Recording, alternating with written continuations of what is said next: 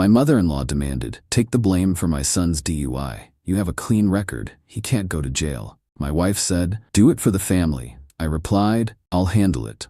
Then I went to the station and handed the police the dashcam footage proving her brother was driving. When they arrested him at Sunday dinner, I need to start by introducing you to my brother-in-law, Brandon. Brandon is 32 years old and has never paid his own rent. He's had 17 jobs in the last 10 years, and I'm being generous calling them jobs. Here's a partial list. Verizon's store, quit because the customers were mean. His friend's dad's company, fired for not showing up. Target, fired for, and I quote, misunderstanding the employee discount policy he was stealing. The Chipotle one is my favorite. He quit after 2 shifts because the beans made his hands smell weird. Not the job, the beans. Specifically, the beans. He could have worked register, or done prep, or cleaned. But no, the beans personally offended him. He drives a BMW, the kind with heated seats and a sunroof. His mom bought it for him when he turned 30 because he needed reliable transportation. He'd crashed his previous car, a Honda Civic, also mom-funded, into a Walgreens because he was changing the song on Spotify. He wears Gucci belts with cargo shorts from Walmart. The man looks like a fashion emergency. He vapes indoors at family gatherings. Those giant cloud-producing mods. Fills the room with dragon fruit-scented fog. When asked to go outside, he says, "It's not smoke, it's vapor," like that's a defense. He once told me he was basically an entrepreneur because he sold a couch on Facebook Marketplace. Brandon is, and I mean this with complete sincerity, a walking Greek tragedy written by someone who failed English class. My wife Melissa loves her brother. Worships him, really. He's just going through a tough time, she'd say. Every time Brandon got fired, dumped, evicted, banned from a Buffalo Wild Wings for reasons he swore were totally unfair. The Buffalo Wild Wings thing? He got drunk and tried to fight the bartender over whether ranch or blue cheese was better for wings. He's a ranch guy. Passionately, violently as it turned out. I tolerated Brandon the way you tolerate a mosquito at a barbecue. Annoying, but not worth ruining everyone's day over. Until the DUI. Saturday, 2 a.m., my phone rings. Melissa's mom, Carol. Brandon's in trouble. The police have him. I looked at the clock, looked at Melissa, who was already sitting up, phone pressed to her ear on her side of the bed. "What happened?" I asked. "DUI investigation. He crashed your car into a mailbox on Riverside Drive. Police showed up. He blew a .15 on the breathalyzer." For context, legal limit is 0.08. Brandon was nearly twice that. "Is he hurt?" Melissa asked. "He's fine. Just shaken up. But here's the thing, he told the police he wasn't driving, that someone else was behind the wheel and ran off after the crash. He claimed he was just a passenger."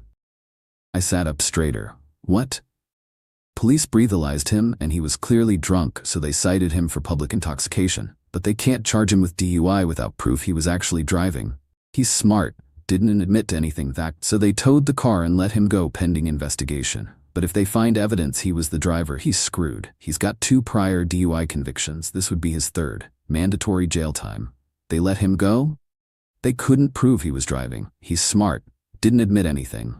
But if they figure out he was actually the driver, he's screwed. He's got 2 prior DUI convictions. This would be his 3rd. Mandatory jail time." This was news to me. 2 prior convictions? One in 2019, one in 2021. Both before you and Melissa got serious. We don't talk about it. Of course they don't. Where is he now? I picked him up from the station. He's sleeping it off at my place. We need to meet tomorrow morning. Family meeting. This is serious. We hung up. Melissa was already crying. "He could go to jail," she said. "He should go to jail if he was drunk driving." They don't know he was driving. Because he lied to the police. He was protecting himself. He was obstructing justice. Don't be like that. He needs support, not judgment. I didn't argue. It was 2 a.m., but I was thinking, this is the 3rd time this year Brandon's mistakes have turned into family emergencies. Saturday afternoon, I got a call from the tow company. My car was ready for pickup. $275 towing fee. I drove over, paid it, got my car back. Minor damage, crumpled front bumper, broken headlight. The mailbox had gotten the worst of it. As I drove home, I remembered. Dashcam. I have a dashcam, front and rear, records everything. Auto saves to internal storage when it detects impact. Sunday morning, we went to Carol's house for the emergency family meeting. Carol's house is the kind of place where live, laugh, love signs outnumber fire extinguishers. The kind of place where she offers you wine at 9 a.m. and gets offended if you say no. Brandon was on the couch, looking like a kicked puppy. Hungover. Pathetic. Somehow still wearing the Gucci belt. Carol poured coffee. Melissa sat next to Brandon, rubbing his back. "Okay," Carol said, "we need to come up with a plan." "The plan is Brandon gets a lawyer, pleads guilty, and accepts the consequences," I said. Everyone looked at me like I'd suggested we sacrifice a goat. "That's not helpful," Carol said. "It's realistic. Brandon can't go to jail. He has job prospects, opportunities. A record would ruin his life." Brandon's job prospects included maybe doing Uber, and my buddy said he might have something. His opportunities were non-existent. But sure, jail would ruin the thriving empire he'd built. "What do you want to do?" I asked. Carol looked at me, then at Melissa, then back at me. "You need to come forward as the driver."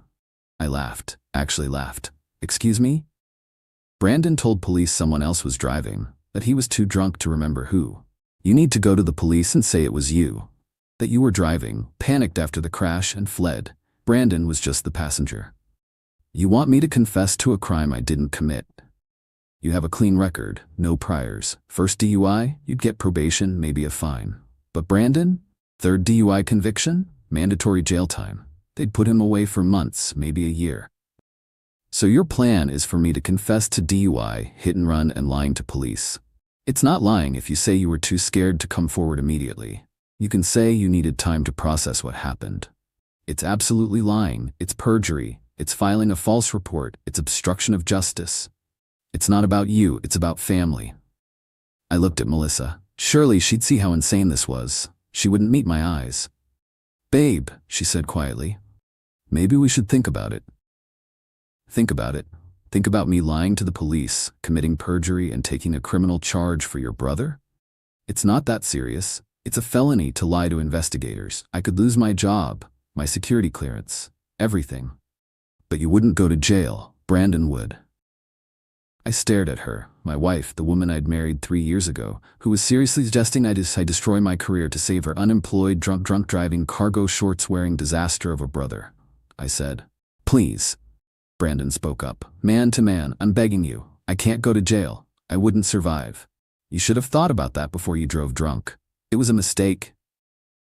"You made that mistake twice before." Carol stood up. "This family helps each other. If you're not willing to do this, then I don't know what you're doing in this family. Are you seriously threatening me right now? I'm asking you to step up. Be a man. Protect your family. By committing a crime. By being selfless for once." I looked around the room. Melissa, teary-eyed, pleading silently. Brandon, desperate and pathetic. Carol, self-righteous and demanding. And I realized they actually thought this was reasonable. They actually believed I should do this. "I'll handle it," I said. Relief washed over their faces. "Thank you," Carol said. "Thank you so much." "I need to make some calls," I said. "Figure out the legal side." "Of course. Do what you need to do." I left, and I went straight to the police station. Here's something I hadn't mentioned to my wife's family. I have a dash cam. Front and rear. Records everything.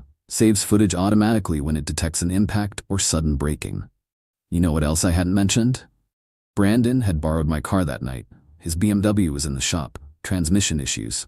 Carol was using his as her backup car, so Brandon asked to borrow mine. "Just for a few hours, man, I'll fill the tank." I'd said fine, gave him the keys, told him to be safe, didn't think twice about it.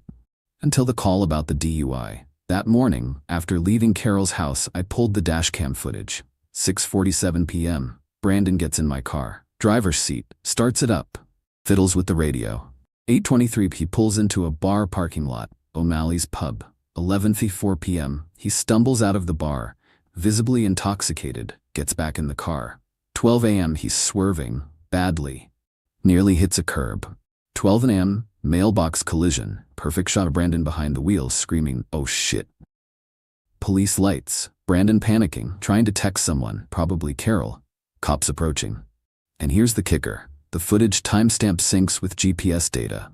Irrefutable proof that Brandon was driving my car at the time of the accident. I saved the footage to a USB drive. Made 3 backup copies.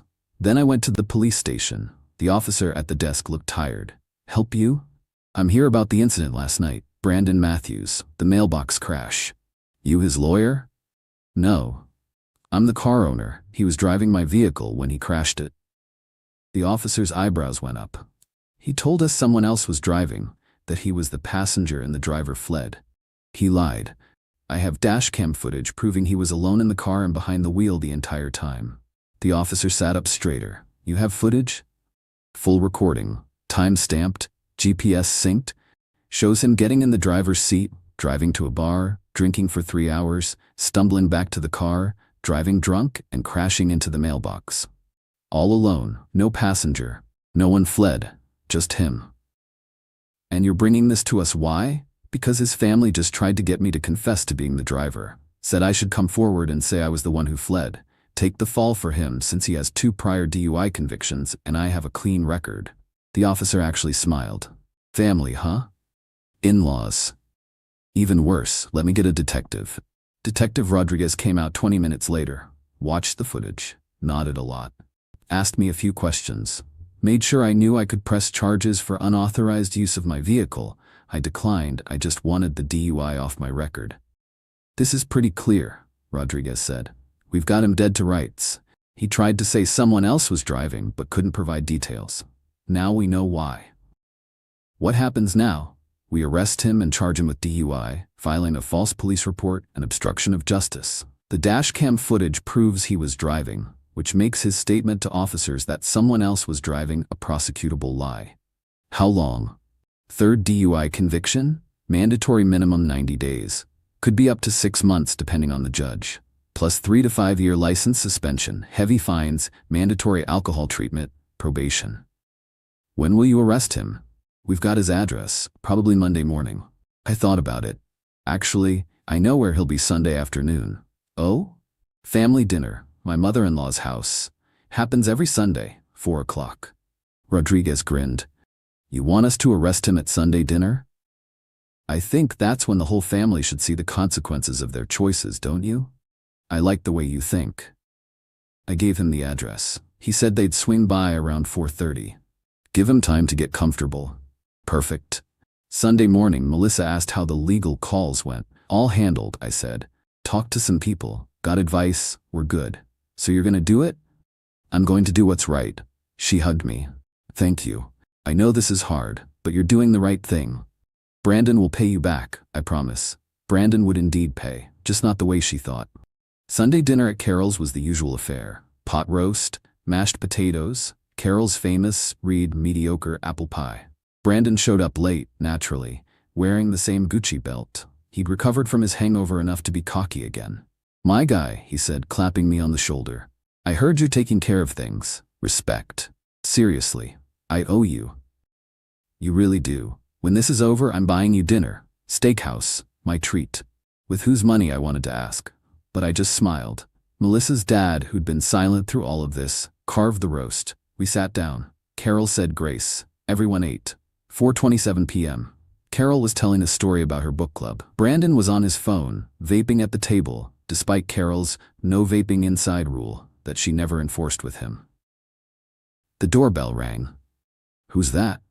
Carol asked, mid-sentence about her book club's heated debate over whether Gone Girl was feminist or just mean.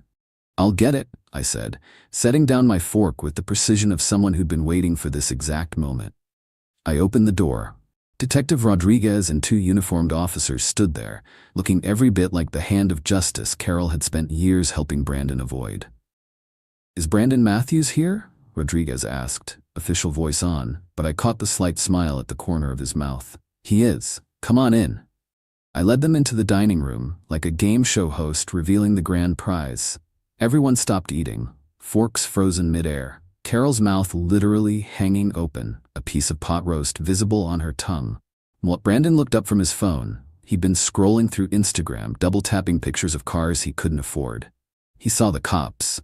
His face went from entitled smirk to Snow White in 0.6 seconds. The vape pen fell out of his hand, clattered on Carol's nice hardwood floor. Brandon Matthews? Rodriguez asked. Yeah? Brandon's voice cracked. He sounded 16. Stand up, please. Brandon stood, knocking his chair backwards. It hit the wall. Left a mark. Carol would find it later and probably blame me. You're under arrest for driving under the influence, filing a false police report, and obstruction of justice. Rodriguez nodded to the officers. They moved in, pulling Brandon's arms behind his back. The handcuffs clicked. That sound, that metallic snick-snick, echoed through the dining room like a gavel. Rodriguez read him his Miranda rights. Brandon wasn't listening. He was trying to form words, but only managing sounds. What? No, this is wrong. I wasn't. Someone else was. You can't. Carol stood up so fast her chair tipped over. This is a mistake. He wasn't driving. Tell them. She pointed at me, finger shaking. Tell them you were driving. I took a sip of water, swallowed, set the glass down. I wasn't driving, I said, voice so calm it probably qualified as ASMR. Brandon was. You said you'd handle it? Her voice was reaching frequencies only dogs could hear. I did handle it. We have dashcam footage from the defendant's vehicle, Rodriguez interjected, clearly enjoying this. Clear video of Mr. Matthews behind the wheel at the time of the collision, time-stamped and GPS verified. He's also visible exiting O'Malley's pub approximately 40 minutes before the crash, displaying obvious signs of intoxication. Melissa, who'd been frozen this whole time, suddenly came back online. Her face cycled through confusion, realization, horror, and fury in about 3 seconds. You gave them footage?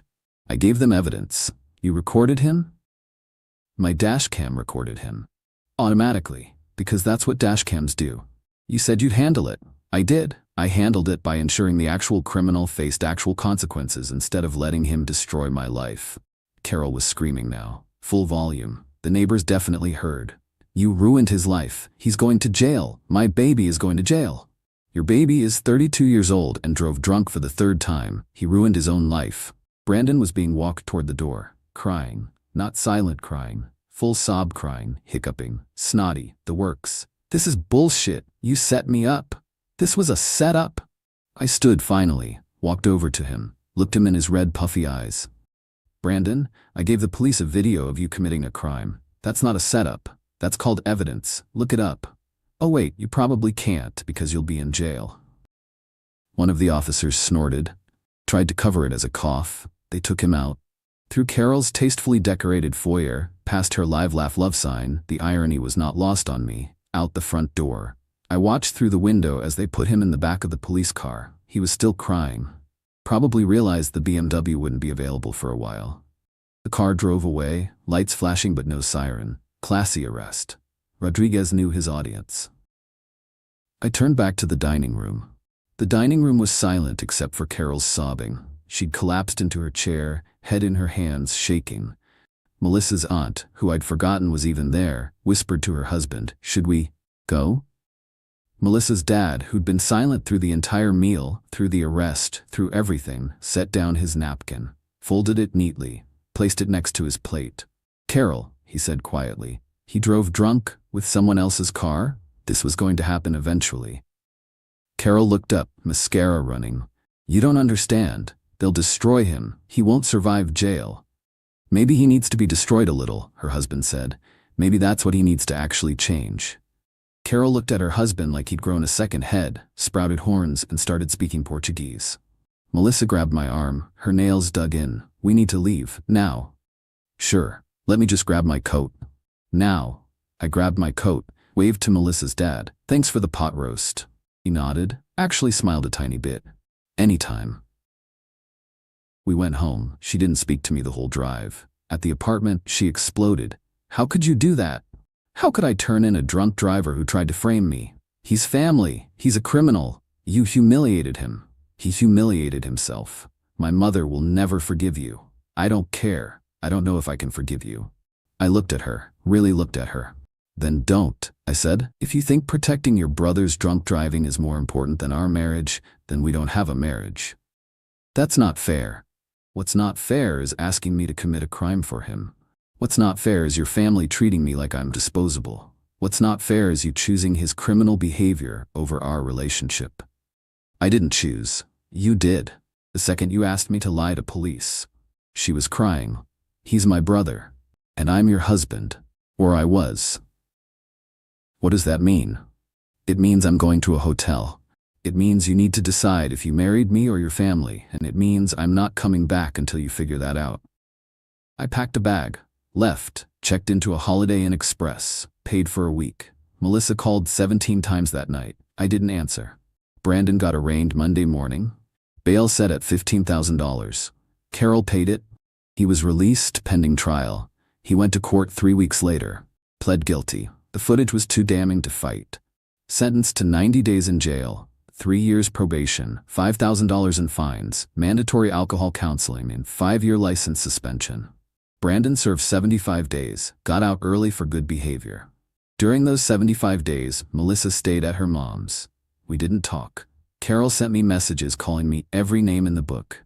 Said I was vindictive, cruel, heartless. Said I destroyed Brandon. I blocked her. Melissa's dad called me once. I think you did the right thing, for what it's worth. Someone had to stop enabling him. Thanks. Are you and Melissa going to work this out? I don't know. We didn't.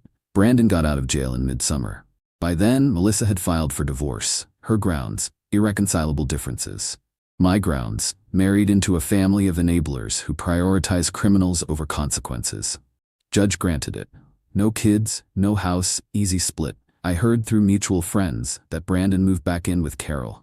Got a job at a call center, lost it after 2 months. Currently between opportunities. Carol still blames me. Tells people I set up her son, ruined his life over one mistake. Melissa's dad left Carol 6 months later. Apparently the Brandon situation was the last straw in a long line of her enabling bullshit. He's dating a yoga instructor now. Seems happy. Melissa and I don't talk. I saw her once at a grocery store. She pretended not to see me. I let her. Do I regret it? Hell no. The way I see it, I did everyone a favor. Brandon learned consequences exist. Carol learned her enabling doesn't work when people have spines. Melissa learned, well, I don't know what Melissa learned. Hopefully something. And I learned that some families aren't worth marrying into. Could I have handled it differently? Sure. I could have quietly declined and let Brandon face his consequences without the dramatic Sunday dinner arrest. But where's the fun in that? The look on Carol's face when those cops walked in? Priceless. Brandon crying as they cuffed him? Chef's kiss. Melissa realizing I wasn't the doormat she thought I was? Pure satisfaction. Some people think I was cruel, that I should have given Brandon a chance, that I ruined Sunday dinner.